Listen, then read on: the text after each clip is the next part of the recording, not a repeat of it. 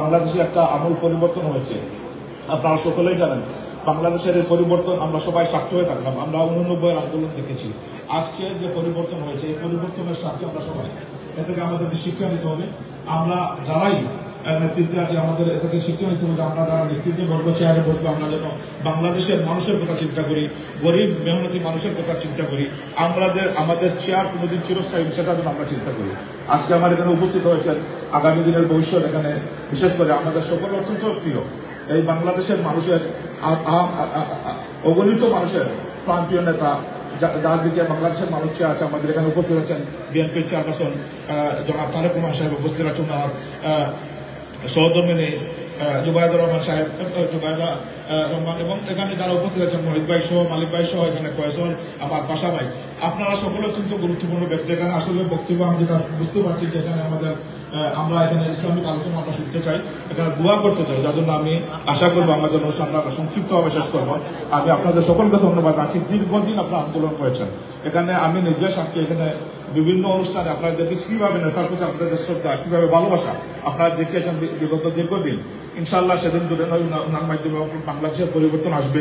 আমরা সবাই তার ইনশাআল্লাহ অংশীদার থাকবো। আমরা যারা এখানে আন্দোলন করেছি, আমরা যেখানে সময় দিয়েছি, আমরা সবাই এই যে কৃতিত্ব, এই কৃতিত্বের দাবিদার আমরা হবো ইনশাআল্লাহ।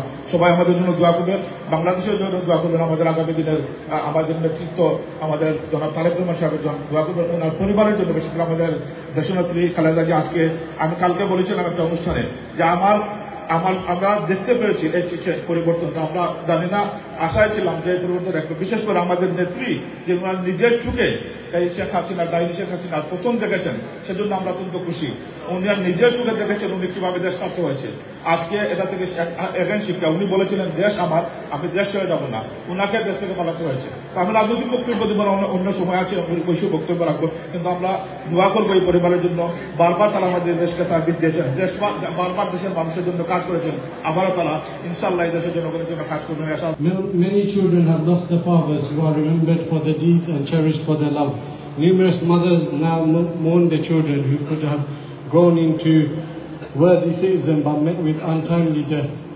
Education is the backbone of any society, and students are the future of our nation. The loss of these students leaves a significant void in our hearts and in the fabric of our society. We pray that Allah subhanahu wa ta'ala grants those departed souls Jannat al-Firdaus. Ameen. May He also grant their family the strength to bear this profound loss. Ameen. May He also grant shifa to the ones that have been injured. Ameen. Today dua mahfil took place in many places. Special prayers and Quran Khatam will be held at Dhanmondi Jamia in Masjid and Orphanage. Quran Khatam and Quran Qawani will be held at Mazar together with the placing of floral wreaths at mark of respect of personality who was the Chief of Naval Staff and Minister for Communication and Agriculture.